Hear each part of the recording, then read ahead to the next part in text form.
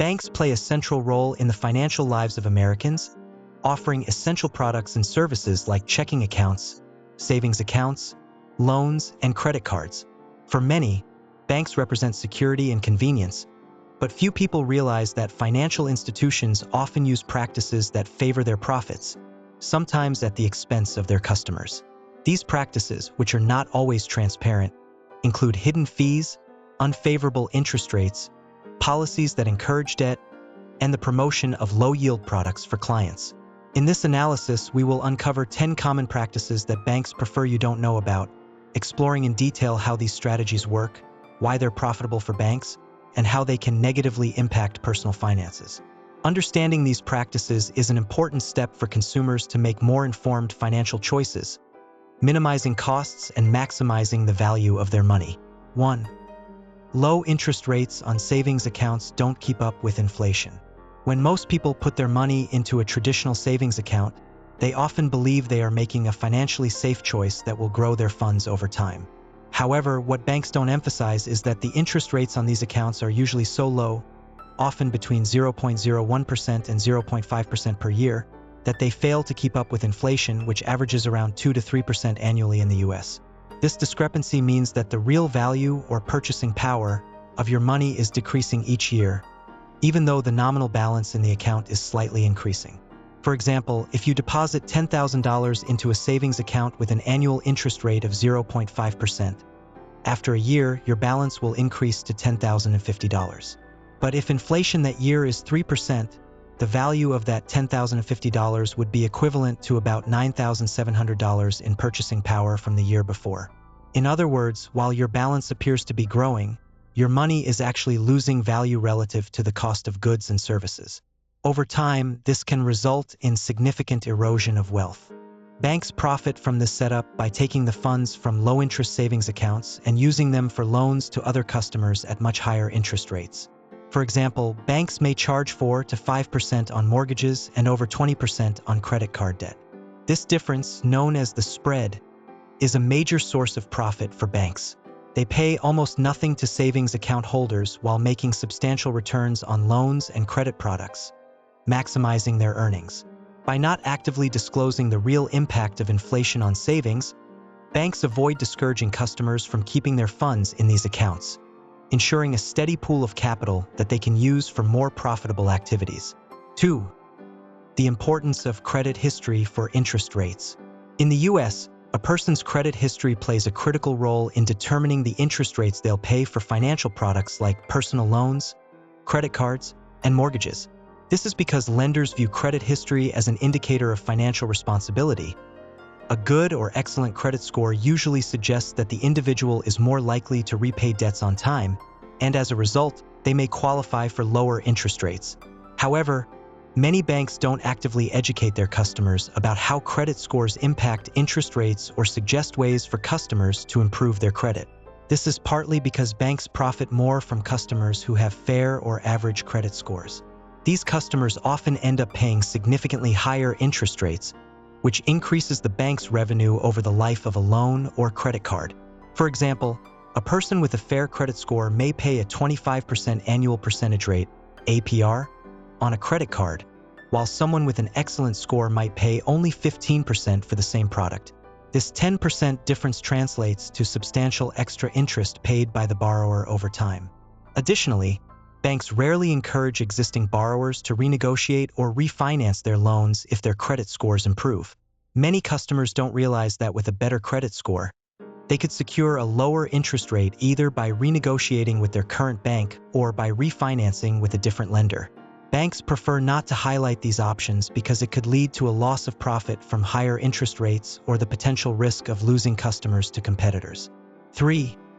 Credit unions offer similar services with fewer fees. Credit unions are nonprofit financial institutions designed to serve their members, which fundamentally distinguishes them from traditional banks that prioritize shareholder profits. This nonprofit structure allows credit unions to offer more favorable terms on loans and deposit accounts, ultimately benefiting their members. For example, many credit unions provide checking and savings accounts without monthly maintenance fees. In contrast, traditional banks often impose such fees, which can range from $5 to $25 per month unless certain balance requirements are met. Additionally, credit unions typically have lower interest rates on personal loans and mortgages. While traditional banks may offer personal loans at rates upwards of 10 to 15%, credit unions might offer similar loans at rates closer to 5 to 7%. This difference can translate into significant savings for borrowers over the life of a loan. The credit approval process at credit unions is also generally more lenient than at banks. Credit unions often consider a member's overall relationship with the institution rather than strictly adhering to numerical credit scores, which can make obtaining a loan more accessible for individuals with limited credit histories or those recovering from financial difficulties. Despite these advantages, banks tend to downplay the existence and benefits of credit unions. By not informing customers about this alternative, banks maintain their customer base and profits. While many credit unions are accessible to anyone, some may require membership in specific organizations or local communities. However, this barrier is often minimal compared to the financial benefits members receive, which banks prefer to keep under wraps. 4. Rewards programs aren't always worth it. Many credit cards offer rewards programs designed to attract customers by promising benefits such as cashback, travel points, or other incentives for using their cards. On the surface, these programs seem appealing, but a closer examination reveals that they often come with high annual fees and interest rates that can negate any potential benefits for consumers, especially those who carry a balance. Consider a credit card that offers 2% cashback on all purchases but charges a $95 annual fee.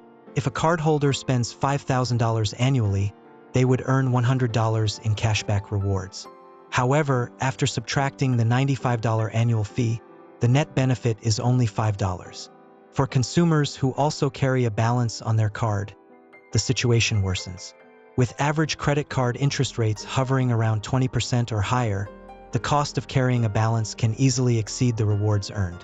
For instance, if the same cardholder owes $2,000 on their credit card and only makes minimum payments, they could end up paying hundreds of dollars in interest each year, far overshadowing any benefits from the cashback program. Banks promote these rewards programs to encourage more spending, which can lead to higher balances and consequently more interest revenue for the bank. The allure of rewards can lead customers to spend beyond their means, leading to a cycle of debt that benefits the bank significantly while putting financial strain on the consumer. 5. The true cost of overdraft fees. In the U.S., many banks offer overdraft protection, allowing customers to make transactions that exceed their account balance. While this service can provide a safety net in emergencies, it comes at a high cost due to overdraft fees. Typically, banks charge a fee of $30 to $40 for each transaction that causes an overdraft, and these charges can accumulate quickly. For example, if a customer has a balance of $50 and makes a purchase for $70, the bank will cover the transaction, but they will charge an overdraft fee. If the customer then makes 2 more transactions that day, each of which is also overdraft, those fees can stack up. In total, the customer could face 3 overdraft fees in a single day, leading to a total cost of $90 or more for 1 day's worth of transactions. Many customers may not realize they can opt out of overdraft protection, potentially avoiding these hefty fees altogether. Moreover, some banks employ policies that exacerbate the problem, such as reordering transactions from highest to lowest amount, which can result in multiple overdraft fees from a single day's spending. This practice is especially detrimental to low-income customers, who are more likely to rely on overdraft protection and subsequently pay hundreds of dollars in fees annually. As a substantial source of revenue for banks, overdraft fees are often not transparently communicated, leaving many consumers unaware of the potential costs and the option to disable the service, thereby reducing their financial burden. 6. The practice of reordering transactions to maximize overdraft fees. One of the less transparent practices employed by some banks is transaction reordering, which allows them to maximize the collection of overdraft fees. Instead of processing transactions in the order they are made, banks often process the highest value transactions first. This strategy can significantly increase the number of overdraft fees a customer incurs. For example, let's say you have a balance of $100 in your checking account and you make 4 purchases in 1 day. $10, $20, $30, and $50. If the bank processes these transactions in the order they occurred, you would first have $90 left after the $10 purchase, $70 after the $20 purchase, and so on, ultimately avoiding overdraft fees.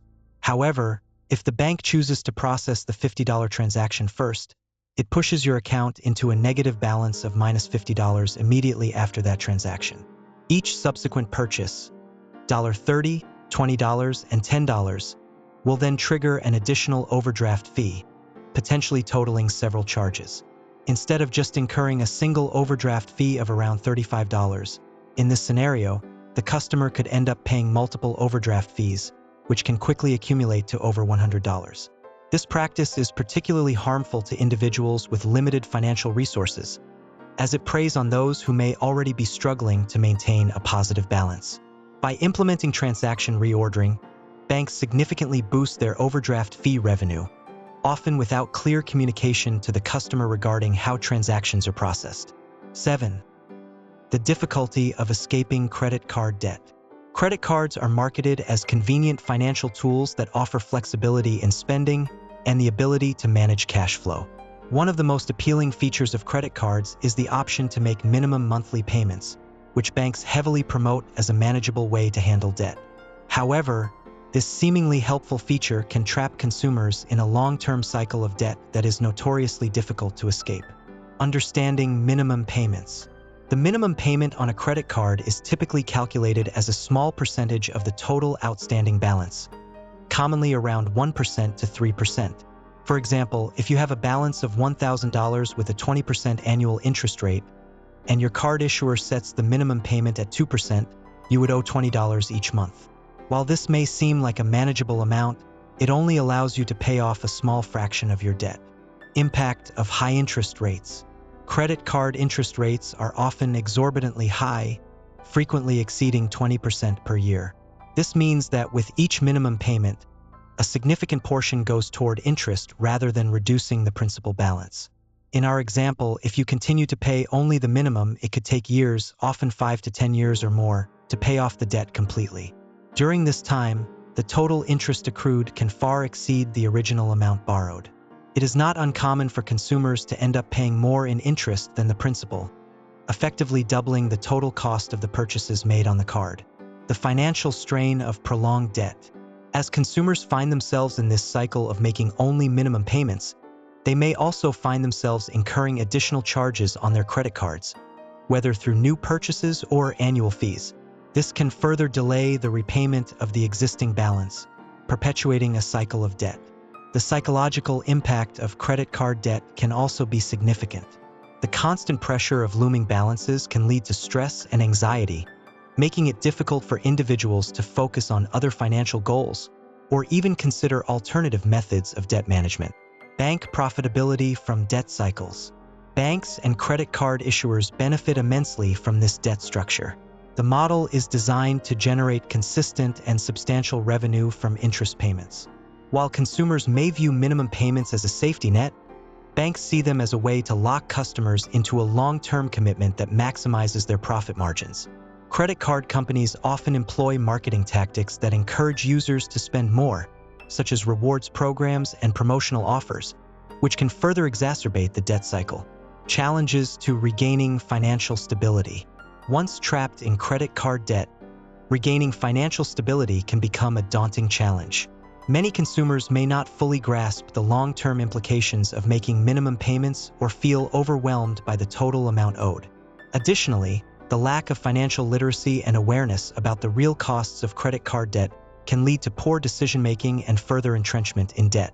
To escape this cycle, consumers must adopt proactive strategies. This can include creating a budget.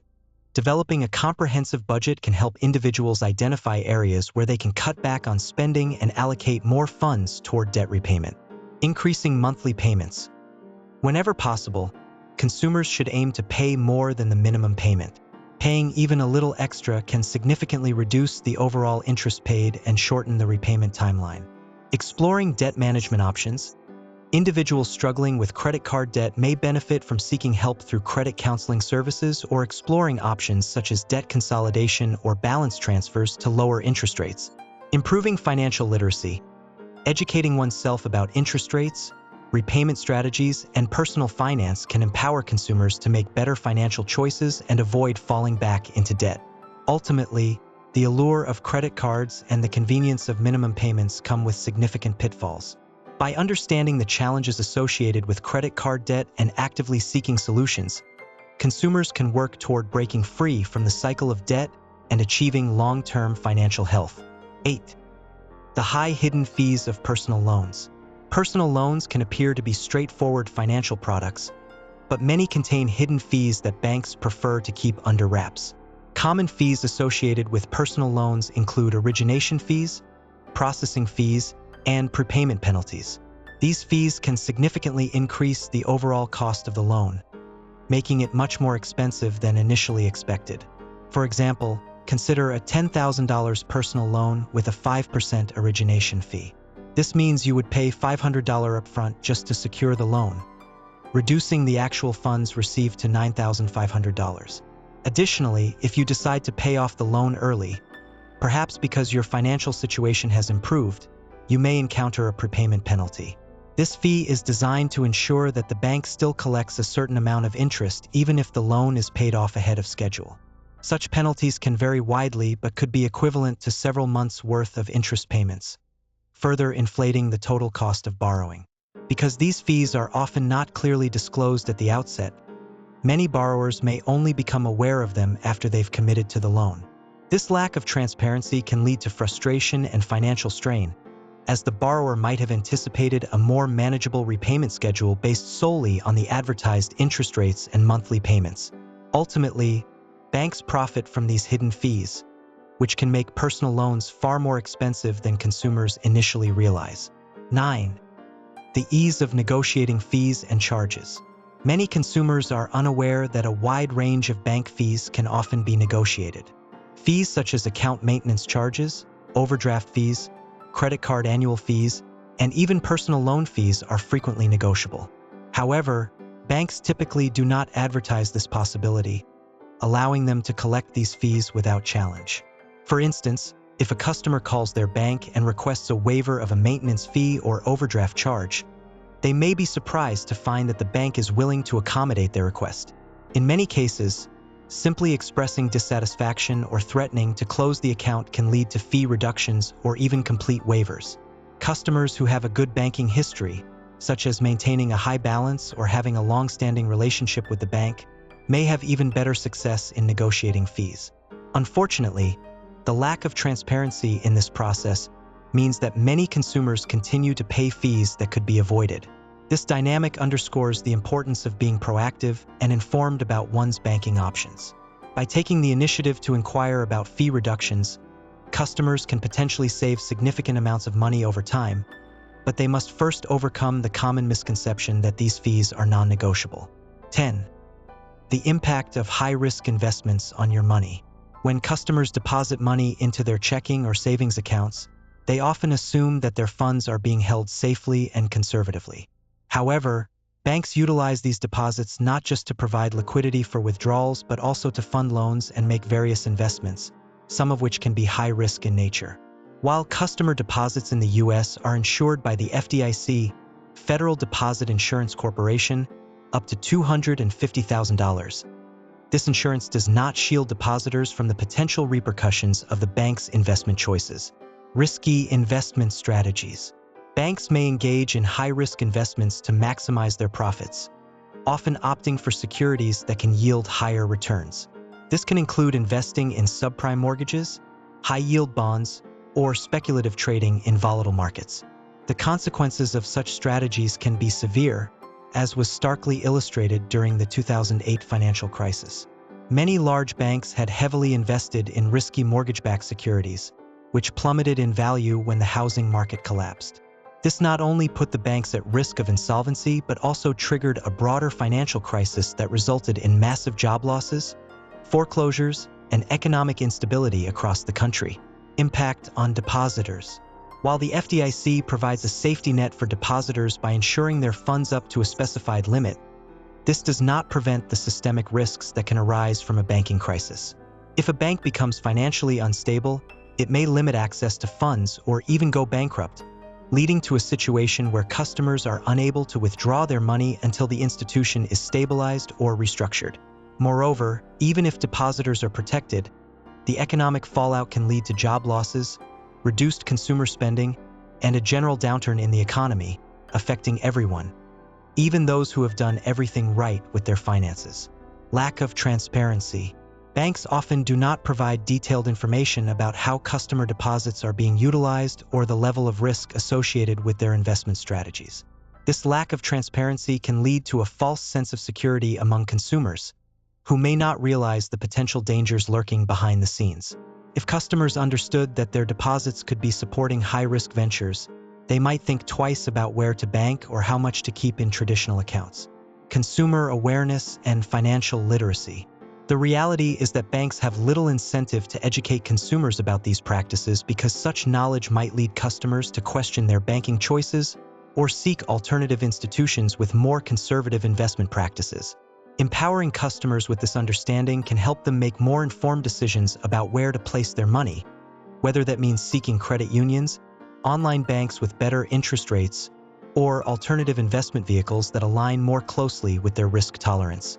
Ultimately, awareness of how banks operate can lead to more prudent financial behaviors.